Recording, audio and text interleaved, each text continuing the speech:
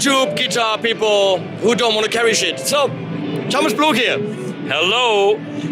By now you've seen my video with the Amp 1 Iridium that we did at my place, where the Amp 1 kind of killed almost everything else on the market, or was at least even. That's what I'm saying, that's not what he's saying. I was very impressed about the song you did, and I like the way that you actually compared different amps so you can A/B them. You know, it's a real thing. It's not just doing blah blah.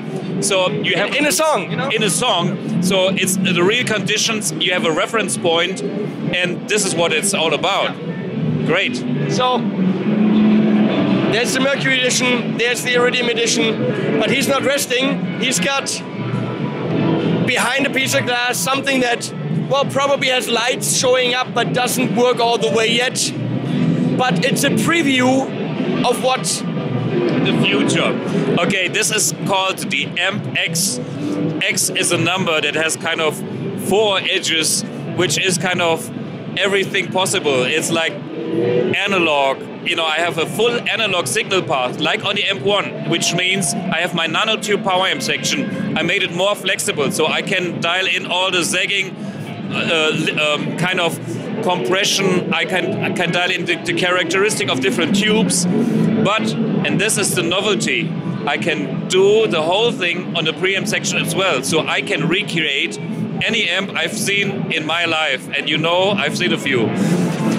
And I think the platform is so flexible that I can even recreate any future amp as well. And I have analog effects. I have an analog compressor, so there's no latency whatsoever. I do have analog overdrive pedals, so I can do my beloved Tube Screamer, my Red, or any kind of these pedals. Then I have an 8-core digital processor for all the post effects and the IRs.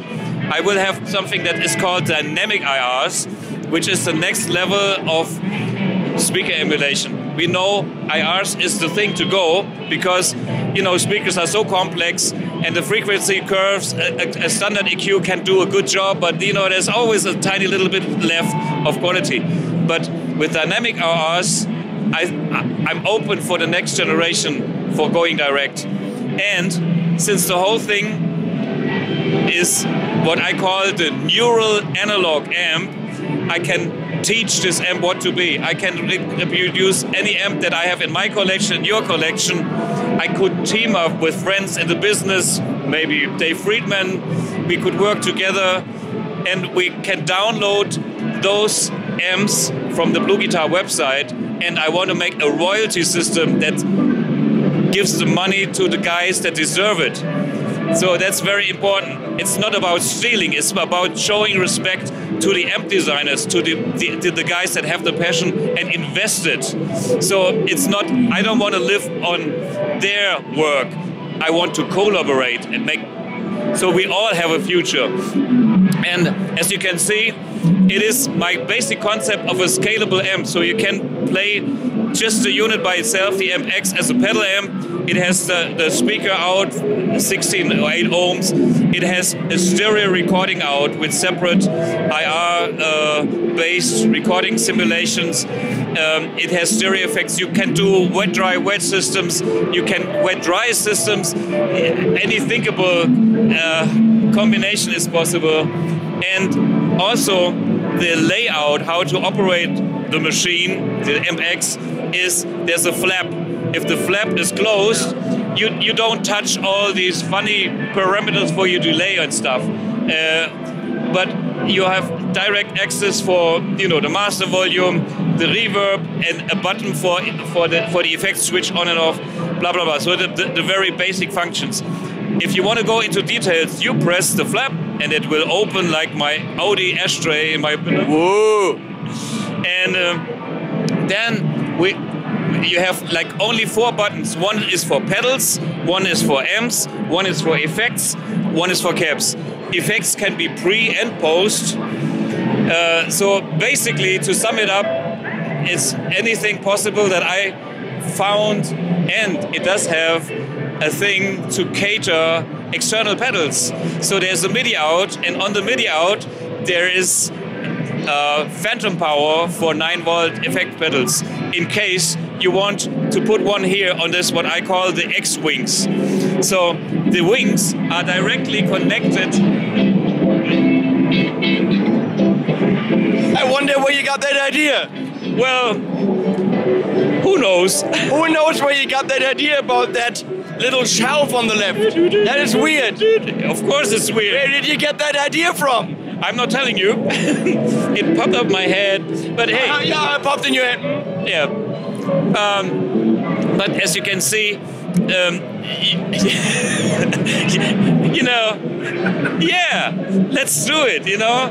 And the idea about this is to have only one thing you take with you, you know? Yeah, who are you telling? I mean, come on! Hey, we share the same spirit because we all had the same problems, you know? Missing a power supply, missing this, missing the pedal board, having all this trouble, and I want to end this bullshit. Now here's the thing, when you're saying in this video right now, it can, you know, be that amp, it can be that preamp and all that, usually when someone would tell me this at the booth, I would call bullshit. Yeah. Because everyone claims their amp can be everything. Sure. And everyone claims it'll be the eierlegende Wollmilchsau. Yeah. The jack of all trades. Yeah. In German, eierlegende Wollmilchsau. Eierlegende Wollmilchsau. Okay, it's an egg-laying wool milk pig. Yeah. But I know Thomas. I know the Mercury edition. I know the Iridium. And you can imagine what this is doing. And it will not disappoint my claim. Because basically it's a logical progression from where I started. You know, I'm doing this for my hobby. I started with 11. I'm 40 years kind of doing amps. I've seen a lot. And in the end, what is an amplifier? Okay, if you understand that shit and you come up with something that actually does the same thing just with smaller components and a smarter technology, why shouldn't that work the same way like the good old tube amps work? There's nothing wrong with these amps, I love them. But there's a lot of weight and a lot of maintenance and a lot of hassle that can be saved if you are open to the modern world. And for the usability point of view, you know, I'm gigging a lot and I'm waiting for the day to have this replacing my whole pedal board, because then it's only me, a cabinet, and bye-bye. It makes full-on sense. You've got the components, the actual analog components for the classic overdrives in there. Yep. So you rat your Troop Screamer, your whatever you don't need. This is not a digital emulation. No. And your Mercury edition convinced Harry Holden, who's behind the camera, because he's an ultra classic guy. He's got only the classic, and he told me, he's like, I would play the shit out of it. It convinced him. I was blown away by the Iridium. When you promise something, you stick to it, and that's... So I'm not giving you a release date. So this is why I did a study on this, and I used the whole year. I expect this to be on the market in a year. If it takes longer, it will take longer. Because if I do it, I want to do it right. And this is a platform that should be good enough to survive the next 15 years at least. That's why I have an 8-core processor, you know. Who knows what great effects will come up next year or in 5 years. And then I don't want to go and say, oh, I'm sorry, I can't help you. You know, I know about the past, but I want to be future ready to and safe. You know, because if you spend so much time with your gear, you connect to the gear.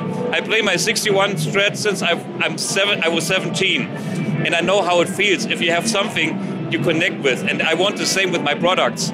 So, you know, you can grow with this amp, and this is, yeah. So this is definitely a look into the future, and we will see more of this. And I would walk away from a booth like this and thinking, yeah, as if. But I know you.